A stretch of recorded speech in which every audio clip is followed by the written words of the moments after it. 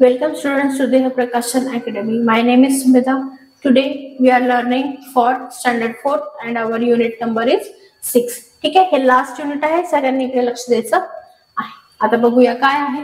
Like a leaf on a feather in the windy weather, we all swirl around and will sink down together. काय हवा बद्दल बोलत आहे. Weather म्हणजे climate, त्यामध्ये काय आहे twirl around and sink down म्हणजे काय ट्विल अराउंड म्हणजे गोल गोल गोल गोल फिरणे आणि परत खाली जमिनीवर बसणे. Like a bird and flower getting soap and shower, we will all so about and all dance together. आपण झाडं आणि फुलं सुद्धा सोबत डान्स करणार आहे, सोबत ढग सुद्धा डान्स करणार आहे. बघा आता इथे काय आहे, let us take a trip to kingdom of planet. What are great victory. Kingdom of planet म्हणजे काय, प्लांट म्हणजे काय, किंगडम ऑफ प्लांट म्हणजे पूर्ण जिथे सगळीकडे झाडच झाड आहे. There are thousand and thousand of different types of plants here. हजारो हजारो वेगवेगळ्या प्रकारची झाडे आहेत. This is a moss, this is soft, it's look like a bright green carpet. हे असं सुंदर असं हिरव्या गालीच्या सारखं वाटत आहे. मॉस म्हणजे ग्रास, ठीक आहे. लुक लाईक अ ग्रास, थोन सॉफ्ट ग्रीन अँड शॉर्ट. छोट छोट आहे, मऊ आहे आणि हिरवगार आहे. बघ पुढे काय आहे, but do you know rice wheat and jowar are all type of grass. म्हणजे राईस, व्हीट अँड जवार हे काय आहे, धान्य आहे, बरोबर. हे काय आहे, टाइप ऑफ ग्रास आहे.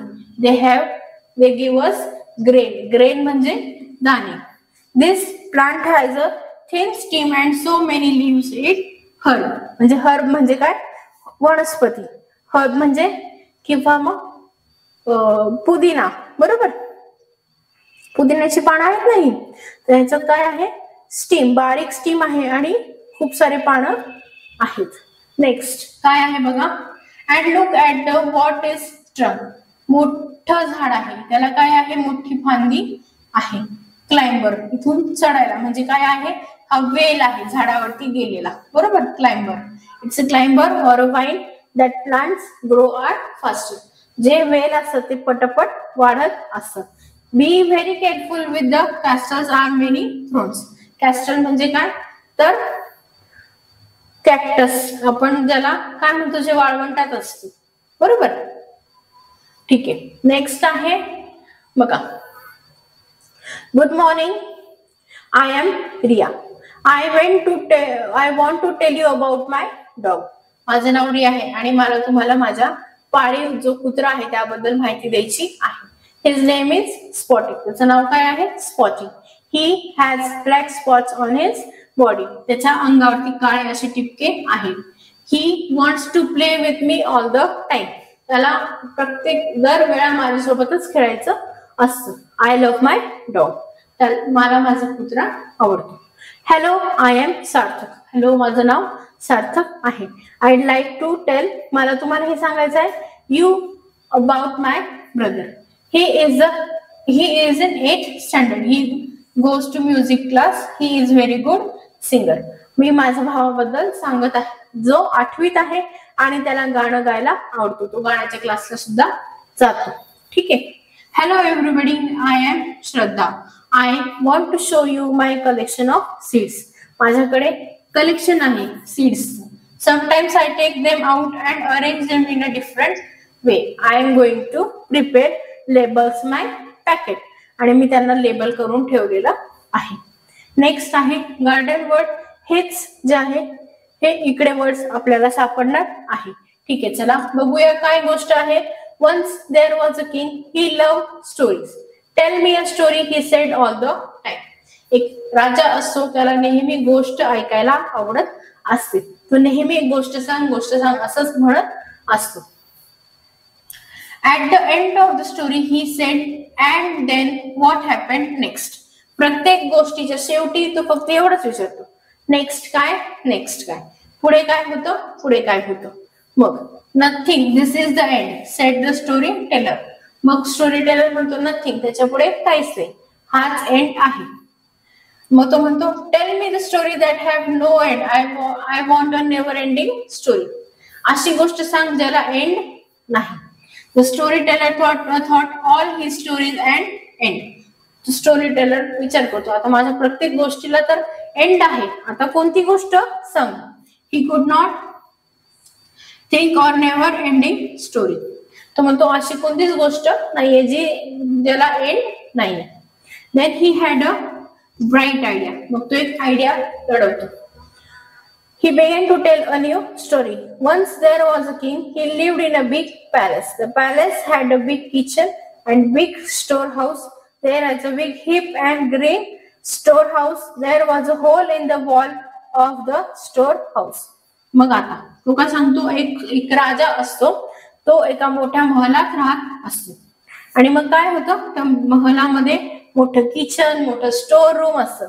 आणि त्या मोठ्या स्टोर रूमला ग्रेनला म्हणजे एका स्टोर रूमला वरती मोठं होल असतं. बघा काय होतं, a little sparrow saw the hole and softly flew inside the storehouse. Then she picked a grain and flew away.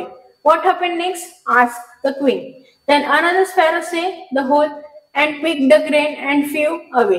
And then what happened next, the third sparrow came and flew in the packed grain and flew away. Then what fourth come and then went like this. Now storyteller telling the king this story about the grains and sparrow. If you don't believe me, you can go there and see for yourself.